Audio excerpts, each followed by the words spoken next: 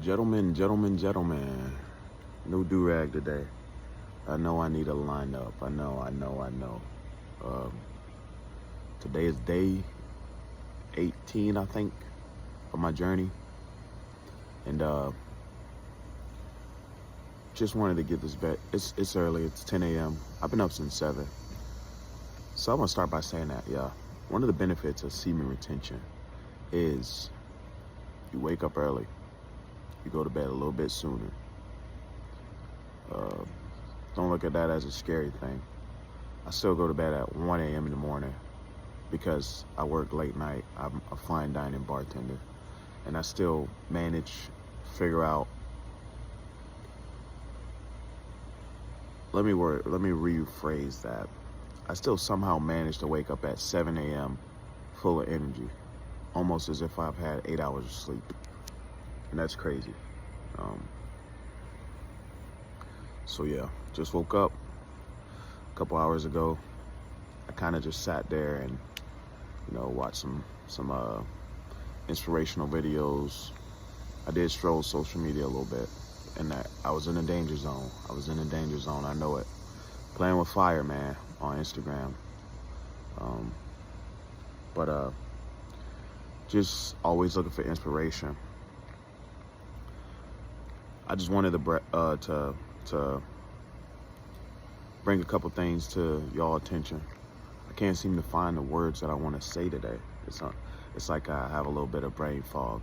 But you guys know, if you've been keeping up with my journey, I started vlogging my semen retention journey on like day 12 because I didn't want to do it alone anymore. It's really, really hard talking to your peers about it because it's such a acceptable thing to do now in the universe, in the world, all over, every state, every country. Watching adult material and pleasing yourself is so socially acceptable. It's kind of hard to find somebody who will take you serious and not think that you're a maniac. And not that it matters what their opinion is. I wanted accountability, and that's why I brought it to YouTube. That's why it took me 12 days. I think I started vlogging on my 12th day of my retention journey. But yeah, we're here. We're on day 18 today. I'm off, so that means I need to be very productive. I'm not at the point to where I want to be. I don't really have. I think now it's more of a choice because I don't know, it's counterintuitive. It's like there's urges, but they're not strong as they were in the beginning. So I have the willpower to fight off the urges. However, it's more of a choice. It's logging onto those social medias and seeing those things that triggers you, because all it takes is a triggering picture to open up that mental photography you got in your head, and that can be bad, man. So today my goal is to stay productive. I'm finna gear up here and go to the gym. I think today I want to do chest. I'd rather be extremely exhausted and fatigued than to be and get benefits from those things of going to the gym than to be fatigued and get nothing of relapsing on my journey. So my goal is to get out of the house today. I think I'm gonna go watch Superman later. That's the plan. I'm gonna go watch Superman probably around 7 o'clock. Probably treat myself to some food, eat out somewhere, not sure where. I'm gonna try to keep it healthy. Low carb, big salad, a lot of protein. Maybe limit myself to 1 or 2 drinks today. I deserve it, man. I'm on day 18. I'm grateful enough that I haven't never had a problem with alcohol or never had a problem with marijuana. So those things aren't something that I have to worry about. I've never used those as crutches, only for pleasure, and I've only drinking socially. So might make my way out and find something to eat, limit myself to a couple of drinks, get out the house for sure. That's the plan. Just wanted to check in. I'm on day 18. My energy level, I'm not gonna lie, it's going back up. It's so rough, like it's so hard to, I wish I had all the right words to say, but I don't know. I don't know if this is a flat line or am I just going through a roller coaster of emotions. Could be withdrawal, which I think flatline is withdrawal, right? Correct me if I'm wrong. But sitting out here absorbing the sun for a little bit. I say about 10 minutes, or however long it takes for this video. I just want to get something out there. I want to stay consistent in this video and vlogging my progress. It's a little bit easier than writing it down on a notepad. And also I have accountability partners. I know this video haven't reached many people yet. It will reach who it is designed and destined to reach, whoever this message is destined to get to. But if you haven't watched the last couple of videos, I'm on day 18, and day 7 to 14, I felt like I was a Greek god. I felt confident. I was carrying myself a different way, and I don't think I realized it in the moment, but now that I look back, I'm like, man, the energy levels were high. Waking up early every day. I can't remember the last time I was waking up 7, 8 a.m. consistently. And I know that might not be a big deal to y'all, but I'm so used to going to bed 3, 4 in the morning, 5 in the morning, and then waking up 12 to 1 and having already missed out on majority of the day. So that's a huge plus, man. You get so much time back in your life, and you just have to learn how to become a great time manipulator. You have to learn how to manage your time. Not necessarily manipulate, but there's a little bit of manipulation in the time too. So I'm just out here gazing the sun, telling y'all how I feel on day 18, 19, one of the two, can't even remember. I don't think the days is important. I think what's important to me is getting through this flat line. I want to get to the point to where, you know, I'm not gonna say that. Well, I guess I can. I want to get to the point to where I don't have to think about not doing it, you know? And it's just not there for me yet. I know everybody's journey is different. Some people have been doing it so long, it takes them longer to get into a flat line. It takes them longer to see results and reboot. You gotta imagine, like, some people have been doing it 20 plus years. Some guys are in their 30s and in their 40s, and they've been doing it since they were 12. Since they first discovered a magazine or a VHS or a CD or that scene to a movie, you know? So it takes them longer to reboot. It takes them longer to, you know, start to see benefits. And some guys, they're lucky, they're fortunate enough to have access to this information at 17, 18 years old, to where they're not in too deep, you know?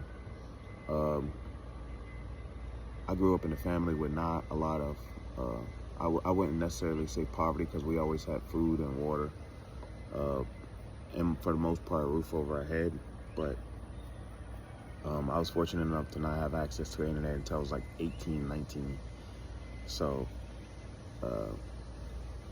it really wasn't a big deal until I got a hold of that stuff. So 10 years later, here we are, fighting off one of the worst addictions in the world, which is lust. Also, another huge thing that I think a lot of people want to hear about, which is true, is that the women attraction is real. You know, I'm no David Beckham. You know, I'm me, but I can say the women attraction is real. And for those who care, I am 6'2". I'm 250 pounds. I'm not all muscle, but I do work out. So that, you think that has anything to do with it, then maybe, maybe not. But the women attraction is real. There is definitely a difference. I also noticed that I hold eye contact as where I didn't before. It's a little bit more awkward talking into a camera for me, and even on day 18. But when talking with a woman, when talking with my coworkers, there's a night and day difference. They're more engaged in conversations, and I notice the stuff. I pick up on it because I also am more engaged in conversations. I am also more aware. I don't have, that tremendous amount of brain fog that, would distract me or where I wouldn't be aware. And I think you just pick up on more social cues because you're aware of that. So looking women in the eyes, having deep conversations with people, it is a real thing. I've essentially developed social balls of steel, as you could say. Even approaching my crush in the gym that one day, that was really nice. How did that work out? I approached her, I talked to her. A couple days into it, I'm like, I'm not gonna try anything. And the reason why is not that I'm afraid, is that, getting out of a relationship and healing and truly healing, I just have too much things that I need to work on before I can focus on talking to anybody else or taking anybody else on dates. I need to do a better job with putting in more hours at work, saving more money. I need to do a better job at being more consistent with myself and going to the gym and working out. I need to do a little bit more better job at my faith. I'm a Christian. I believe that there's a higher power. I believe that there's a God. I believe that he is real. I believe that Jesus died on the cross for our sins, that he rose on the third day. I pray just about every day. So I got a lot of things that I need to work on before I can focus on, making somebody else a priority in my life. In my last relationship, I told my ex that I was too focused on you to be focused on me. And it's a true story. We get complacent. We get in these relationships and we're doing so good. And then we get complacent with ourselves. We start to neglect ourselves. We stop going to the gym a little bit more. We stop, eating a little bit healthier. We get comfortable. And that comfort is not the recipe for success. Comfort is a recipe for disaster. Your relationship starts to take a toll. She might not realize it right away, but eventually she will. So get uncomfortable, do the hard things. I remember at one point I did cold showers for about 6 months straight by choice. And I think it was during the winter as well, so it made it even more intense. That those pipes are nice and cold, that water is a lot colder than what it normally would be, 10 to 15 degrees colder. So I'm very proud of myself for that. I enjoy my warm showers.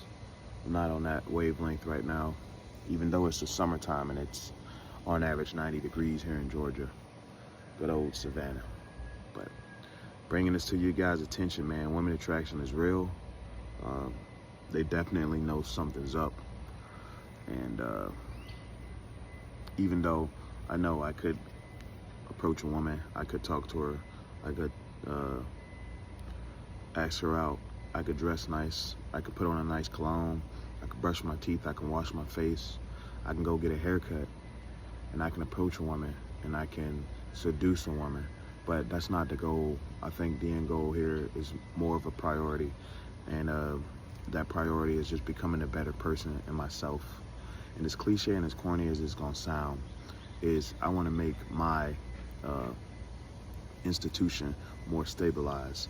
My institution is me, my body, my frame, my mind, my spirit. I wanna make that more institutionalized. Man, I don't wanna be out broken, trying to figure things out and trying to bring somebody else into my life. I need to get better finances. I need to build a better physique so that I am way more confident than what I already am, so that I love myself, self-love. I need to get closer in the spirit, and mentally I need to, become mentally stronger as well. And that includes dieting and stuff like that. So don't really have time to actively pursue and chase a woman. If something comes along, at its own pace, at its own discretion, then by all means, you can entertain that. But I think when you're on this journey, the main focus is you. And that's why I'm taking 120 to 180 days, 6 months. I'm sacrificing 6 months to really dedicate myself to this. And 6 months, I'm not just gonna say I'm over it. I really want to dedicate 6 months of hard training in the gym, of hard overtime hours at work, to work as much as I possibly can without, running myself into the ground. I want to talk to God and pray as often as possible. I want to build a better mental clarity. So reading books and just educating myself a little bit more. I think that's more important. And a lot of people will look at 180 days, 6 months, and say, man, that's very scary. And 6 months is it's a while. It's a while. It's a while to say I'm gonna stop doing something I've been doing for 10 years consistently. It is. It's a while. But still, it's what's necessary. It's what's needed to be done. It's what's going to be done. I'm going to really dedicate 6 months. And maybe in 6 months, I'll look back and say, hey, I'm in way better shape. I feel a lot more better. I'm more disciplined. I can make smarter choices. I'm more educated. I can hold better conversations with people. I have my finances more in check. I don't have anything on the back burner worrying me while I'm in a relationship. Oh, she's looking at that guy. That guy's more in shape. Insecurity. Oh, this guy has a nicer car. I drive a fucking 2014 GT turbo. Like, I shouldn't be worried about shit like that. You know what I mean? But it's a slight insecurities that creep up in your head that could affect the relationship. And so the important part for this is for me to grab a hold of those insecurities and delete them. I want to go to the beach and know that I'm in the best shape that I possibly can be, so I don't have to worry about my partner looking around thinking that she can do better. That's an insecurity. I was at the beach one time. This was a while ago. This guy ripped, talking about filleted from head to toe. And you deep down in your head, like, this man really put in some work. This man really put in some work. I don't care if people can say steroids, blah, blah, blase. You can't just pump steroids and just sit in the house and look like Arnold Schwarzenegger, man. You still got to go put in the work. I'm not condoning it. I'm not on steroids. Don't think I ever will be. Maybe when I'm 50, some TRT won't hurt. But, my body stops naturally producing testosterone. Maybe I'll consider it, 45, 50. But until then, I can't be lazy. I got to get in there and get the work done. And just looking at that man, I know that was at least 7, 8 years of consistency. And he was on the gym and he was getting looks from everybody. And although he might have had a little bit of supplements to get to that point, I'm not going to discredit him for his hard work. It's still hard work. No man need to be on the gym thinking, oh man, that dude's in such great shape, my girl's looking at him. No, go get yourself in shape so that when you go to the beach, you don't have to worry about that, man. So that's the goal here, man. We gotta trim the fat, bro. We gotta trim the fat, bro. We gotta trim the fat. Trim the fat. That's the goal, man. 6 months I want to make all these sacrifices, and it's gonna continue. It's gonna continue, man. This thing has already affected my life in a good way, So, just ranting, y'all. Just ranting. This video really, it's just made just because I just wanted to stay consistent. So hold me accountable. Day 18, we're gonna keep it pushing. Yeah, keep the street. Let's go.